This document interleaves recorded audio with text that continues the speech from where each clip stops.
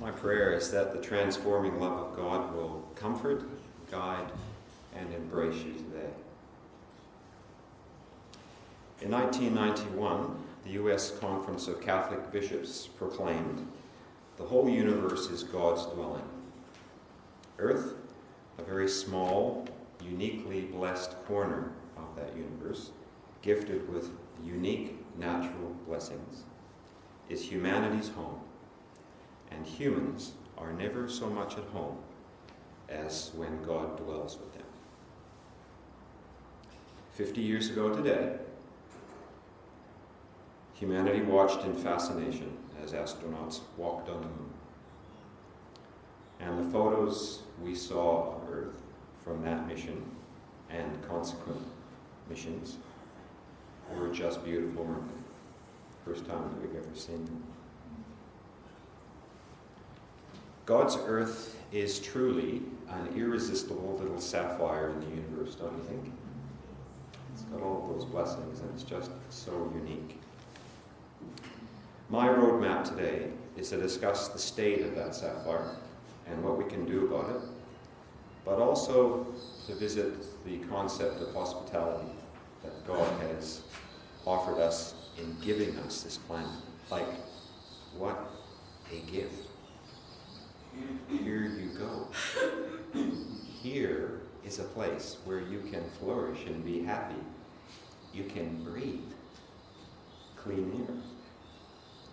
And lastly, I'm going to revisit the familiar story that Keith read so well about Jesus, his two sisters, and his lesson for us all. So, this was in the West Australian yesterday, which was a copy of the West Australian when it all happened. And I know where I was. Do you know where you were? And if you were alive on that day, then you weren't far from a television or a place where you could watch that. And if you didn't see it live, you saw it again, and you saw it again. And you're going to see it again and again over the next week as well, too. It's worth another read. 50 years. The world has changed much in 50 years since this event. I wonder, in 50 years' time, what that world, that sapphire will look like. And my families are quite similar in how we welcome and farewell guests. Hospitality to friends and family is really important to us. It's the way that we were brought up. In Anne's family, Anne's dad brought home anybody, backpackers that he met in the post office, and people from all across Australia that they'd met. That was the Australian tradition. The Canadian tradition, Plowmans are a large family, 12 siblings between mum and dad, so lots of kids. And whenever they got together at our place, it was mostly for meals. And mum and dad didn't really invite others because they were so busy with their family. And unusually, Anne's family were the very first people that I ever knew that weren't family that came to our table when Anne's family first visited Canada in 1969. We had to laugh yesterday when our daughter sent us a post from a Facebook entitled "Meanwhile in Canada," and it was entitled "A Classic Canadian 5-Step Goodbye." First goodbye is inside the house. Second goodbye is at the door. Third goodbye is a hug on the drive. Fourth goodbye is one sitting in the car, window rolled down. Fifth goodbye is waving goodbye as they go by. I know that a lot of people do that. I know a lot of farming families do that. Half of my family. How many? Is that familiar to your family? That you do that as well? The 5-step goodbye. Wow, what a hospitality thing that is! Don't you think it's great? I think it's very common. Hospitality customs in biblical times related to two distinct kinds of people. One was the traveler, and the other was the resident alien. The resident alien could not own land, but they were protected by law, so that they could go into places they knew where they could get lodging, etc. But the travelers were basically unprotected. The travelers needed basically Jewish law to survive and go and be looked after by people on the road. And it all started in Genesis 18, verses 1 to 8, when Abraham invited 3 guests to his place. And he looked after them, he greeted them, he fed them, looked after them, lodged them. And then when he left, I love this bit, when he left, he walked away with them to make sure that they got on their way. Like we walk away with our friends out on the drive or as they leave. So hospitality was a really important thing in the New Testament world. And Jesus comes into this village, and the village is Bethany, with an entourage of disciples and helpers, and who knows how many people he had, but we do know there were disciples with him.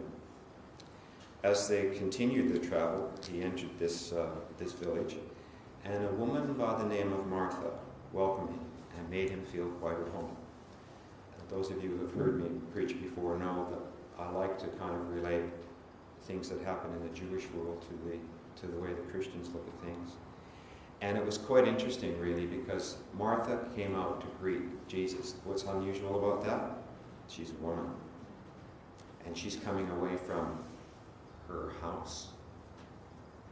And we know that she's a woman of means for a couple of reasons. She can have lots of people over for dinner. So she's also, she has a sister, Mary, and Mary sat before Jesus, hanging on every word that he said. But Martha was pulled away by all that she had to do in meal preparation.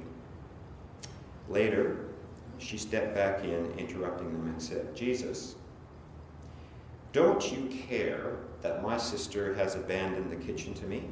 Tell her to lend me a hand."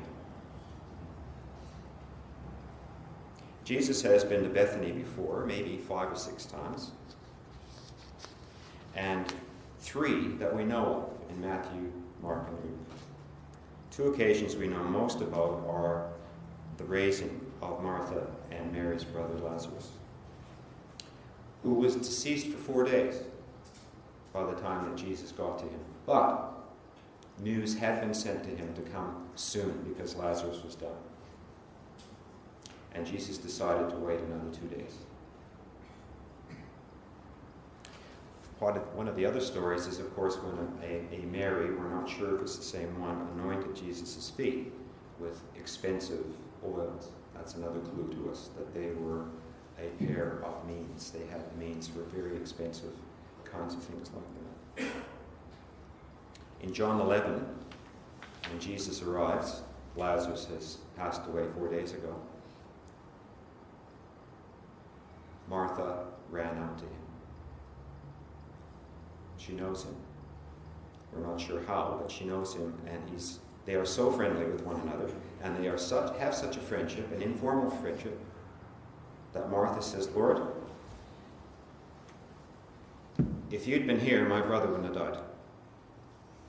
She is saying that to Jesus Christ the Messiah, the Son of God. And she's saying,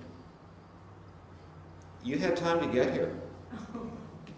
You had time to get here, and you didn't." But then she says, "But even now, I know that whatever you ask from God, God will give you." And so Martha goes back to the home because she knows that Mary is waiting. And she sends Mary out to see Jesus. And Mary says, "Lord, if you'd been here, my brother wouldn't have died." She had a go at him. I don't know about you, but I think that shows a real comfort in relationship, that people can still love and respect, especially a person like Christ. But they have that authentic relationship where they can talk to one another about things that are maybe sensitive. And we'll talk about this friendship later. Some commentators say the passage is one of the only places in the Bible where a friend or disciple actually tells Jesus what to do. And it happens in a couple of cases here. "Jesus, here I am, working in the kitchen, providing hospitality, food and welcome to guests," which is required. And Mary has abandoned that requirement and is sitting listening to you. Send her into the kitchen to help me. She's doing what the Jewish host is supposed to be doing. How would you expect Jesus to answer when one person says, Jesus, get her back here. I need her help. But Jesus says, Martha, Martha, you're fussing far too much and getting yourself too worked up over nothing. Can I just comment here for a moment on the Martha, Martha comment? Because that is common for all versions of the Bible. Doesn't matter which one you look at, her name is repeated twice. Now, think of your son or your daughter who's done it again. Tamsin. That's not really an admonishment, is it? That's not no, get over here, I want to talk to you about this now. It is an admonishment that, I love you, and I'm being patient with you, but you still have much to learn. Martha, Martha, you're fussing too much and getting yourself worked up over nothing. One thing is essential, and Mary has chosen it, and it's the main course. Mary has chosen to be with me, and Jesus says, I'm not going to take that away from her. I don't read this story as Jesus elevating one aspect of life, of discipleship life, over another, discounting the need for outer preparations for just prayer and study, commending the inward life. He's not chastising Martha. He's just suggesting that she focus on what she has to focus on, and in Mary, she needs to focus on that contemplative part of her life too. And I really appreciate that and in awe of that honesty that they have with Jesus. They must have felt justified and loved and appreciated and respected. I think this is a story for all Christians. We could read it as a story which commends one or the other, doing the action or doing prayer and study. But really, when you use both of them together, it really makes for the well-roundedness of what Christians are. Christians, I think, need to have that contemplative part of their life, their study, their understanding of what it's all about. Keith was telling me earlier that it took him a long, long time to actually get it, that it actually occurred to him. And then he did something about it. He became a Christian, and he comes to church and he serves. And I thought it was a wonderful testimony of his as we were chatting after our lesson this morning. So in order to serve God best, we really need to do both. We need contemplation and we need action. And I think many Christians struggle with that balance between the two. But there's hope, and that hope is because Jesus tells us that there's hope.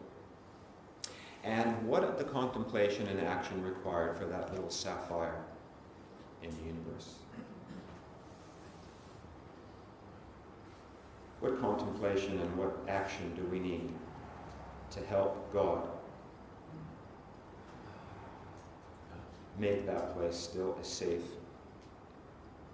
flourishing, and happy place to live? Psalm 95 says, "For the Lord is a great God and a great King above all gods. In his hands are the caverns of the earth, and the heights of the hills are his also. The sea is his, for he made it, and his hands have molded the dry land." Catherine Hayhoe is a respected climate change scientist from Texas, who is also an evangelical Christian. Last week, she received a standing ovation in Washington, D.C. at the Citizens Climate Lobby, a gathering of people from all sides of the climate change issue. She acknowledged to them how thankful we should be for the benefits and the blessings that we have for fossil fuels. When it comes to climate change, she's a scientist who thinks we've talked enough about science and that we need to talk about matters of the heart and action. She says, we humans have been given responsibility for every living thing on this planet, which includes each other. We are called to tend the garden and to be good stewards of the gifts that God has given us. Climate change, whilst understood through science, can only be solved through faith in action, faith in one another, faith in our ability to do something bold together, faith that the pain of change and the sacrifices required will lead to that promised land. I'm going to do something a little different now. I'm going to sing a hymn right in the middle of the sermon. So can you please stand and join me in this wonderful, wonderful hymn. Please stand.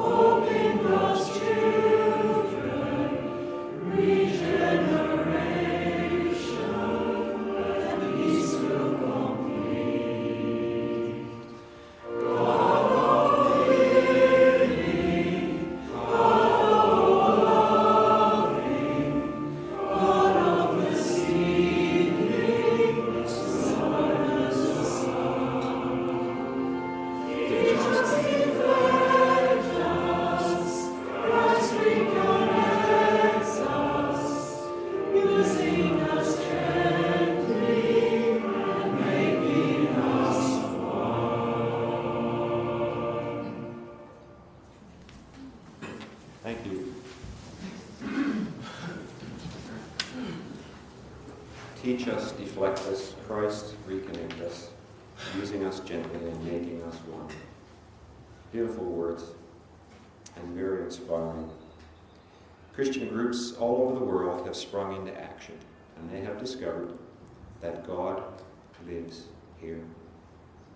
All around us, in the estuary, in the sea, and in the dirt, in the gardens, in our kitchens, in the forests of the Southwest, with the Gilbert pottery. We have been asked by our leadership team to pray for direction of our church. Martha, Mary, and Jesus teach us that contemplation and action is really the only way forward for us, for all Christians, for our world indeed. We received an envelope in the mail this week. I'm sure you've got it too. And it says, Mandurah matters to me, so I'm going to... Did you get that envelope? Anyone else get it? Yeah. So it's a big envelope telling us about a number of things. Again, it says, Mandurah matters to me, so I'm going to... I brought it with me today, but forgot to bring it over. I'm going to change the reading of that to read, God matters to me, so I'm going to... Each of us has to feel the same. Wouldn't it be wonderful to read in a Facebook posting one day? There is a small church in Mandurah, Western Australia, that you have to write the rest. You've got the choice. And only faith and action is going to complete that sentence for us. Please pray with me. Creator God, open my eyes to all. Open my heart to compassion. Weave together the threads of wonder and justice in the fabric of my soul. And by grace and with courage, I accept your invitation to reconnect us in crafting a cleaner, healthier, fresher, and safer sapphire world. One where my neighbors will flourish in health, work, happiness, and you may dwell in our lives. In Jesus Christ we pray these things.